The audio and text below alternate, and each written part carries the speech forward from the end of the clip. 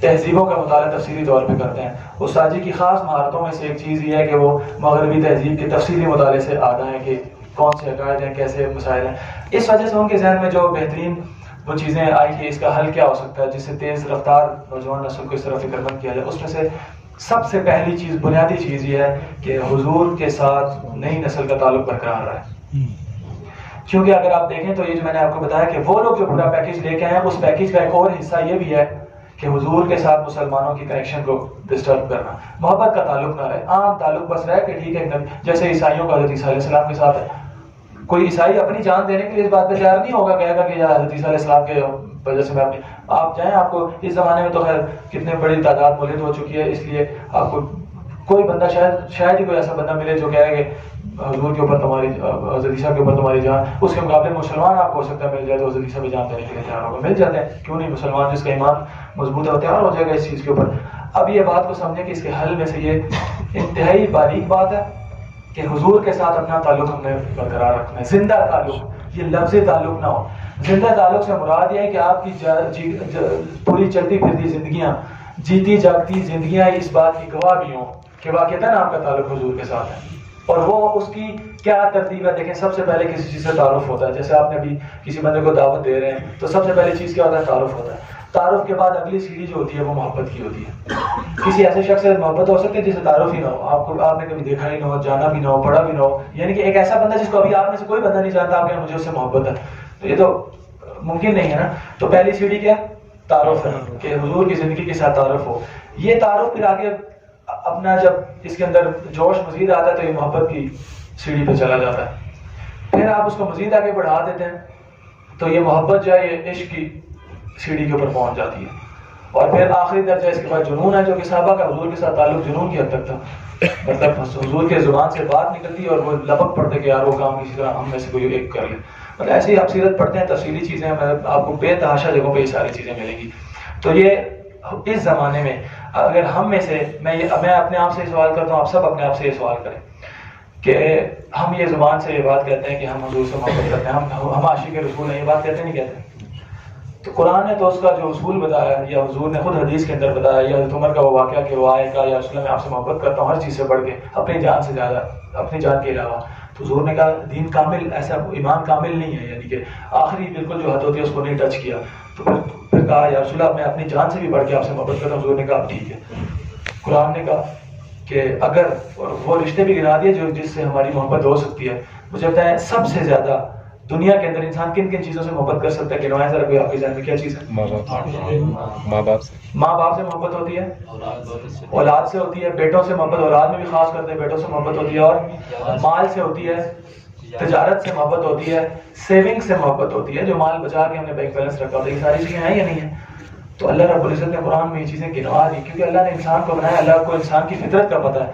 تو اللہ نے بتایا، کہا کہ اگر تمہیں بیٹوں سے محبت، تمہارے مال سے محبت جس کو تم بچا بچا کے رکھتے ہو، دو باتیں، اگر تمہیں اپنی اس تجارت سے جو تم کاروبار کرتے ہو، پیسہ کماتے ہو، اس سے جس کے اوپر ہم کہتے ہیں یہ میرا اسٹارٹ اپ ہے، میں نے اس کے اوپر اپنی پوری زندگی لگائی ہے، 40 سال میں نے اس کے اوپر لگایا، یہ ہوتا ہے نہیں ہوتے.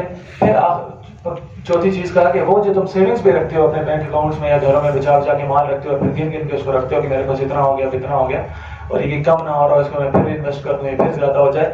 یہ اللہ نے وہ چیزیں گنوائی ہیں جو کہ انسانی فطرت کے اندر جن کے ساتھ محبت ہے. یہ گنوا کے کہا کہ اگر یہ ساری چیزیں تمہیں اللہ رب العزت کے ساتھ محبت، اللہ کے نبی یعنی کہ رسول اللہ صلی اللہ علیہ وسلم کے ساتھ محبت، اور اللہ کے راستے کے اندر جدوجہد کرنے کے حوالے سے، اللہ رب العزت کے راستے کے اندر مشکلات اور مجاہدہ کرنے کے حوالے سے، ان تین چیزوں سے بڑھ کے عزیز ہیں، تو تم تیار ہو جاؤ اللہ کے فیصلے کے لیے. اور اس بات کو جو مفسرین حضرات ہیں اس کی تشریح کے اندر لکھتے ہیں کہ جب یہ اللہ پاک کہتے ہیں نا کہ تم تیار رہو، اس کو آپ عام محاورے میں بے شک سمجھ لیں کہ جب آپ کسی اپنے چھوٹے بچوں کہیں گے یہ کام نہیں کرنا، میں تمہیں ایک تھپڑ لگاؤں گا، میں یہ کر دوں گا، آپ متعین کر دیتے ہیں سزا کو، یہ ایک درجہ ہے، یہ بھی سزا ہے. لیکن جب آپ کہتے ہیں اگر تم نہیں کیا پھر تب دیکھو گے، یہ اس سے بڑے درجے کی بات ہوتی ہے کہ میں تمہارے ساتھ وہ کروں گا جس کا تم تصور بھی نہیں کر سکتے. تو اس سے وہ کہتے ہیں کہ اس سے مراد جب اللہ پاک نے اس بات کا تعین نہیں کیا، کہا کہ پھر تم لوگ تیار ہو، یہ نہیں بتایا کہ ہوگا تمہارے ساتھ کیا. اس کا مطلب ہے کہ بدترین قسم کی ذلت بھی مسلط ہو سکتی ہے اور اس سے بھی اوپر درجے کی کچھ چیزیں ہو سکتی ہیں. تو آپ مجھے بتائیں، یہ جو میں نے آپ کے سامنے ساری تمہید باندھی، اس سوال کی وجہ سے باندھی کہ ہم میں سے جو بندہ، ہم سارے مسلمان ہم کہتے ہیں ہم عاشق رسول ہیں، کیا ہم اپنی جان کو اللہ رب العزت کے اور اللہ کے نبی کے ساتھ اس سے بڑھ کے، اپنی جان سے بڑھ کے محبت کرتے ہیں؟ ہم اب ہر میں سے ہر بندہ اپنے ضمیر سے پوچھے، دیندار بندے بھی پوچھیں گے تو ان کو بھی اندازہ ہو جائے گا میرے قول اور میرے قلب کے اندر جو بات اصل میں اس کے اندر فرق ہے. کیونکہ یہ کون سی محبت ہے جو کہ آپ کو کسی دین کے کام پہ نہیں لا سکتی، نماز پہ نہیں لا سکتی مسجد کے اندر. یہ تو عجیب، یہ وہ ہے نا، دونوں چیزوں کے اندر تضاد آ گیا نا کہ آپ زبان سے تو کہتے ہیں میں عاشق رسول ہوں، اور عشق کی تعریف کیا ہوگی اور ایمان کی تعریف کیا ہوگی وہ قرآن اور حدیث سے آپ کو میں نے دونوں مثالیں بتا دی کہ آپ کو پتہ ہے کہ جب آپ عشق کا کہتے ہیں تو آپ کو پتہ ہے ہماری جان شان کچھ بھی نہیں ہے اس کے سامنے، اور نتیجتاً یہ ہے کہ ہم اپنا وقت دینے کے لیے بھی تیار نہیں ہیں. انسان کے بعد دنیا میں سب سے بڑی چیز تو اس کی جان ہے نا، وقت تو نہیں ہے. ایک بندے کو کیا میں تمہیں پکڑ لیا اور کہتا ہے تمہاری جان چلی جائے گی ورنہ ادھر 2 گھنٹے بیٹھو، کہے گا ٹھیک ہے 2 گھنٹے نہیں 10 گھنٹے بٹھا لو، جان تو نہ لو، کیونکہ سب سے اہم ترین چیز کیا ہے؟ جان ہے.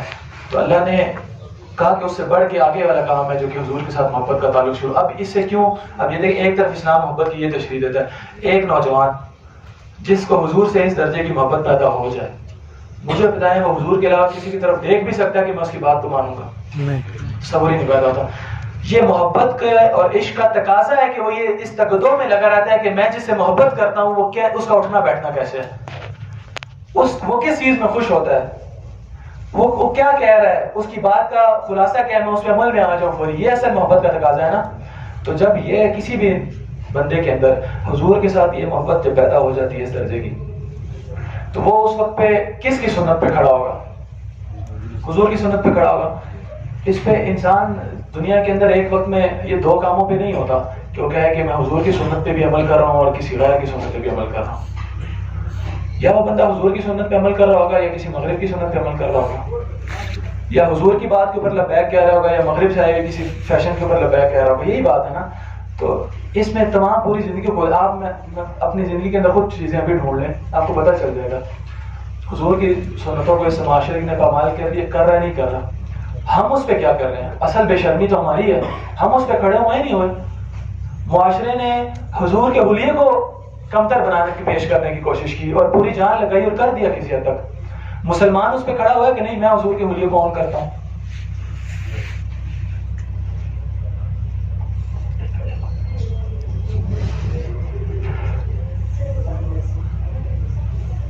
یہ حلیہ ایک چیز ہے، میں اس لیے بتا رہا ہوں کہ اس کی فقہی حیثیت اپنی جگہ پہ ہوگی، لیکن یہ ابتدا ہے. اس کے بعد آگے مزید چیزوں میں آپ آ جائیں. مثلا آپ کہتے ہیں کہ حضور کے اخلاق کیسے تھے، آپ کو پتہ چل جاتا ہے. اور حضور کے اخلاق کی تشریح میں نے آپ کو ابھی بتایا مغرب نے کیا کی. مسلمان حضور کے اخلاق کی تشریح کے اوپر کھڑے ہوئے ہیں، ہم نے کیا کیا؟ اصل بے شرمی کی بات تو ہمارے لیے ہے کہ ہم نے یہ نہیں کہا کہ حضور کے اخلاق ہمیں پتہ کیا ہے، ہم سے پوچھا ہوں تو وہ بتاتے ہیں حضور کے اخلاق کیا، ہم اس پہ کھڑے ہوں گے. تم چاہے اس کی 1000 اور تعریفات کر دو، ہم اس کو نہیں مانتے. یہ غیرت کا تقاضا ہے نا. آخر صحابہ نے دین کے اوپر غیرت نہیں کھائی. آپ سیرت پڑھتے ہیں، آپ سارے سیرت کے اسٹوڈنٹس ہیں، اور صحابہ کے اندر اعلیٰ درجے کی جو کوٹ کے بھری تھی ان کی دین کے ساتھ غیرت کا معاملہ بھرا ہوا تھا. غزوہ خندق کے موقع کے اوپر اتنا بڑا لشکر جب آ گیا نا تو حضور کو اپنے ساتھیوں کی مشقت کا بہت زیادہ فکر تھی. تو حضور ایک آپشن یہ تھی کہ بنو غطفان والے آئے ہوئے تھے ساتھ، کھجوروں کے لالچ میں یہود ان کو لے آئے تھے. تو حضور نے کہا کھجور تو مدینہ میں بھی ہے. تو حضور نے حضرت سعد بن معاذ وغیرہ اور ان کو بلایا اور کہا کہ اگر ایک ہم یہ کام کر لیں کہ جو مدینہ کی کھجور ہے اس کا کچھ حصہ بنو غطفان کو آفر کر دیں کہ تم چلے جاؤ، کھجور تمہیں ہم دیں گے. تو ان کا لشکر جو اتنا بڑا ہے یہ بالکل کم رہ جائے گا، پھر کم سے تو ہم نپٹ لیں گے. تو حضرت سعد بن معاذ کے عجیب الفاظ ہیں اس کے اوپر. فرمایا کہا کہ جس زمانے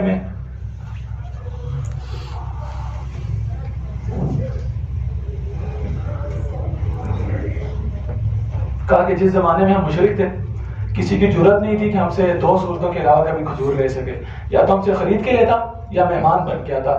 تیسری جرت نہیں تھی کسی کے اندر. کہا آپ تو مسلمان ہیں، کھجور ان کو دے دیں. کہا نہیں دیں گے، ان سے لڑ لیں گے. کہا آپ اگر ہماری سہولت کی وجہ سے اس کو اختیار کرنا چاہتے ہیں، ہم نے یہ تو آپ یہ نہ کریں. تو حضور نے بہت خوش ہوئے. حضور نے کہا کہ یہ اپنے افراد تیار کیے ہوئے تھے. کہا یہ ان کا غیرت کا معاملہ دیکھو دین کے بارے میں کہ ان لوگوں نے کہا کہ ہم مشقت برداشت کر لیں گے، یہ کام نہیں. اور یہ بھی کہا کہ آپ کا حکم ہے، یہ مطلب حکم کے درجے کی بات ہوتی تو صحابہ تو یہ بات نہیں کر سکتے تھے نا. حضور نے مشورہ مانگا. اس پہ صحابہ کی دین کے ساتھ غیرت کا معاملہ دیکھیں. آپ بدر پڑھی، آپ دیکھیں بدر کے موقع پہ حضور نے جو معاہدہ کیا ہوا تھا ان کے ساتھ، انصار کے ساتھ، کہا کہ مدینہ کے اندر رہ کر کوئی بھی حملہ کرے گا تم میرے ساتھ دو گے.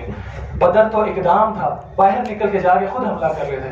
اور اس کے اوپر جب حضور کو ہوا کہ حضور نے لوگوں کا ایھا الناس اشیروا الی، مجھے مشورہ دو تم لوگ کہ کیا کروں، کیونکہ حضور کے اشارہ اس طرف تھا کہ انصار سے تمہارا معاہدہ مدینہ کے اندر رہ کے ہوا ہوا ہے. تو اب ہمارے جیسا کوئی مسلمان ہوتا نا جو کہ بیچ کی بلی بننے کی کوشش کر رہا تھا، واضح اپنی سائڈ نہ لیتا، تو کیا کہتا؟ وہ کہتا کہ آپ کے ساتھ ہمارا معاہدہ یہ ہوا تھا کہ آپ اندر ہیں، آپ بھی چلتے ہیں، واپس مدینہ میں جاتے ہیں، انہوں نے حملہ کیا تو ہم آپ کے ساتھ کھڑے ہوں گے. سعد بن وقاص نے کہا، سعد بن معاذ نے کہا یا رسول اللہ، آپ کو ہم سے یہ گلہ نہیں ہوگا کہ جیسے فرعون، حضرت موسیٰ علیہ السلام کے لوگوں نے ان سے کہا کہ فرعون کے خلاف کہ آپ جانے اور آپ کا اللہ جانے، ہم سے لڑائی شڑائی نہیں ہوتی، آپ جا کے کر رہے ہیں اور پھر ہمیں بتا دیں. حضرت سعد بن معاذ نے کہا یا رسول اللہ، آپ اگر ہمیں سمندر میں، آپ ہمیں اگر سمندر میں کودنے کا، آگ میں کودنے کا حکم دیں گے ہم کودیں، آپ ہماری پرواہ نہ کریں، ہم آپ کے ساتھ کھڑے ہیں. یہ صحابہ کا دین کے ساتھ غیرت والا معاملہ تھا. ورنہ حضور کو اگر یہ اپنی بات سامنے رکھتے کہ آپ کا تو ہمارے ساتھ یہ معاہدہ تھا، آپ واپس چلے مدینہ میں، حضور واپس جاتے. حضور واپس جاتے کیونکہ حضور نے خود ان سے معاہدہ بیعت اسی بات پہ لی ہے کہ تم مدینہ میں کوئی حملہ کرے گا تم ہماری حفاظت کرو گے. باہر کی تو بات ہی نہیں ہوئی تھی. یہ صحابہ کی زندگیوں سے ہمیں یہ بات سمجھ آتی ہے کہ ان لوگوں نے دین کے لیے غیرت کھائی ہے. ہم بے غیرت کیوں ہو گئے ہیں؟ ہم نے اس بات کو کیوں نہیں لیا کہ حضور کے اخلاق کو انہوں نے اپنے اخلاق اور طریقے سے پیش کیے. ہم مسلمان ہیں، ہم نہیں کھڑے ہوتے اس بات پہ کہ حضور کے اخلاقیت سے ہم اس میں کھڑے ہوں گے. انہوں نے حضور کے حلیے کو رائج کے مقابلے میں ایک اور معزز حلیہ بنا کے دنیا کو پیش کیا. ہم نے اس کو بنان لے لیا. ہم نے کہا ہم تمہارا یہ حلیہ بھی لیتے ہیں، اور ہم نہیں کھڑے ہو کہ ہم حضور کی چیز پہ کھڑے ہوں گے. تم ہٹا سکتے ہو تو ہٹا لو، ہم نہیں ہٹتے، ہم اس بات پہ نہیں کھڑے. انہوں نے نظام دیا، ہم نے کہا ٹھیک ہے بسم اللہ تم دے دو ہم لے لیتے ہیں. ہم نے یہ نہیں کہا کہ ہم حضور کے نظام پہ کھڑے ہوتے ہیں، ہم تمہاری بات نہیں لیتے. انہوں نے کون سی چیز ہے جو کہ انہوں نے دی اور ہم نے قبول نہیں کی؟ ہم نے ہر چیز قبول کی ہے. اس میں آپ کو میں نے کتنی مثالیں دی.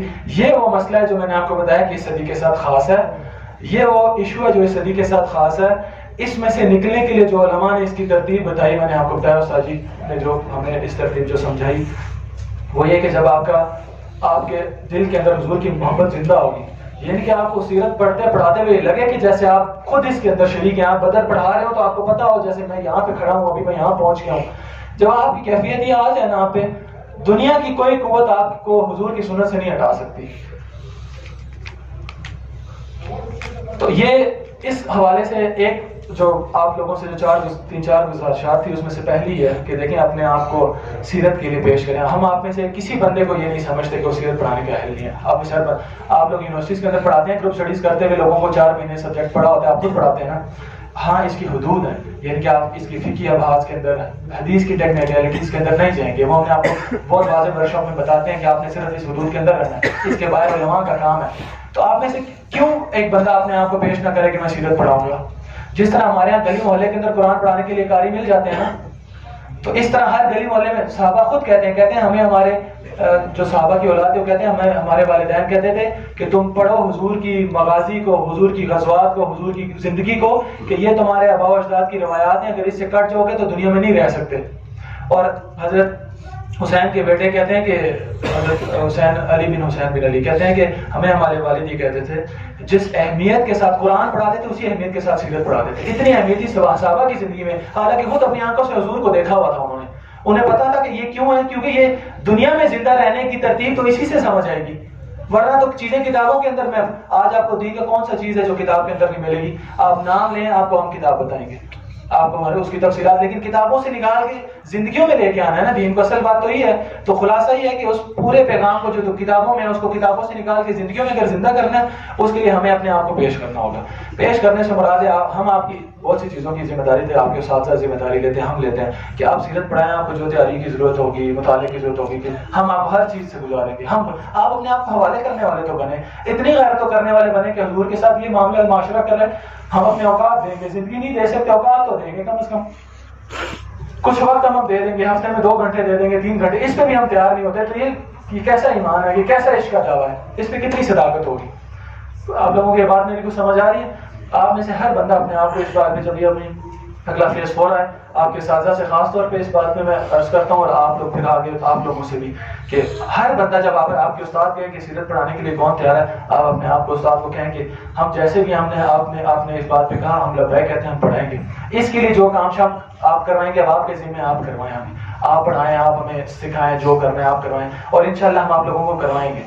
ایسے کوئی بہت بڑا مسئلہ نہیں ہوگا، ہم آپ لوگوں کو تیار بھی کروائیں گے، پڑھائیں گے ساتھ۔ آپ میں سے کتنے لوگ ہیں جو کہ میں آپ سے وہ ارادہ نہیں کہتا جو آپ نے ٹھیک ہے جی انشاءاللہ ارادہ ہے، صحیح معنوں میں جو کہہ ہے کہ دنیا ادھر سے ادھر ہو جائے، میرا یہ پکی نیت ہے میں اگلے فیز 4 میں سیرت پڑھاؤں گا، ہاتھ اوپر کرے کتنے ساتھی تیار ہیں اس کام کے لیے؟ ماشاء آپ سب لوگ اگر اس کام کے لیے دیکھیں، علماء بھی پڑھاتے ہیں اسی ترتیب پہ سیرت، حالانکہ اتنا تفصیلی علوم ان کے پاس ہوتے ہیں، اس ترتیب بھی پڑھاتے ہیں۔ آپ لوگ یہ نیت کر لیں میں اپنے گھر میں ایک بندے کو پڑھا دوں گا، گھر والوں کو پڑھا دوں گا، اس کو بھی ہم سمجھتے ہیں اتنا خیر کا کام ہے۔